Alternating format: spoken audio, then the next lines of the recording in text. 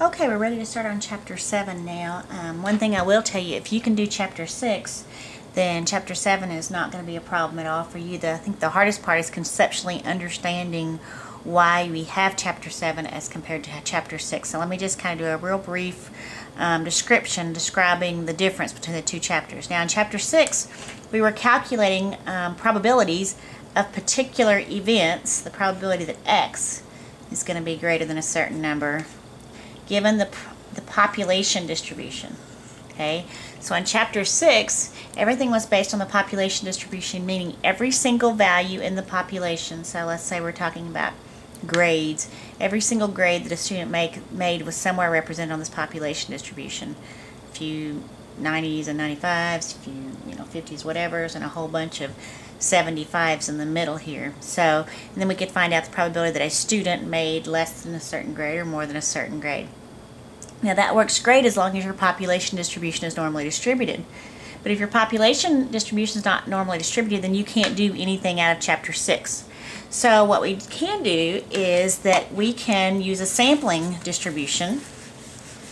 Okay? And a sampling distribution, the difference between it and the population distribution is basically what it does is it takes every single possible combination of the numbers, the population, and puts it into sample sizes. So let's say that we have a sample size of 30, and let's say that we had a population of 1,000.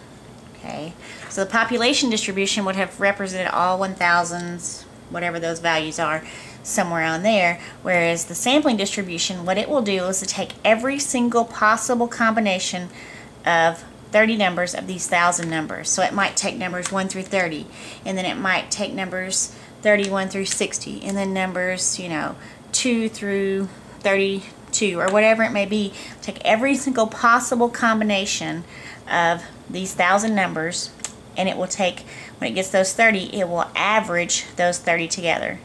So let's say if it was ages or grades, we'll stick with grades, and you had 1,000 different grades, and we put them in groups. Let's say you might have somebody that made 85, a 95, a 90, an 85, a 75, all 30 of those, and you get the 30 of them, and you get the average of those 30.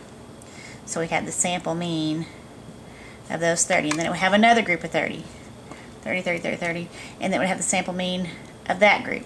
Then we'll take another group of 30, and it would have the sample mean of that group. Another group of 30, and have the sample mean of that group. A whole lot of different groups of 30s. And then instead of plotting every single value into a frequency distribution table and then the curve, you take every single possible sample mean. So every time you took all those 30s and you averaged them, you took all these sample means and you plot the sample means instead of plotting every single value. And so what you end up with is if this is your population distribution, this becomes your sampling distribution. Okay? Because maybe only one person made this grade out of the 1,000, and only maybe one person made this grade out of the 1,000. So when you average that one grade with 29 other grades, when you put it in a group of 30 and you average it, then the average of those 29 may only come out this far.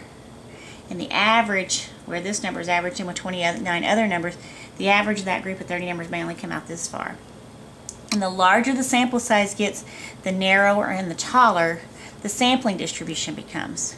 Now, let's say your population distribution was not normally distributed. It was right skewed or left skewed. Well, you can ensure that your sampling distribution will become normally distributed as long as the sample size is at least 30. Okay.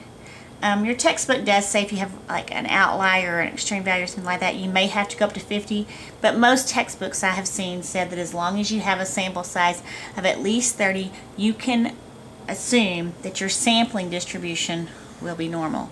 So if you had a population distribution that was not normal, you couldn't calculate any probabilities, but you might be able to calculate probabilities using the sampling distribution, because as long as you have a sample size of at least 30, the sampling distribution is normal. So I'm going to stop right there, and we'll come back and talk more about this.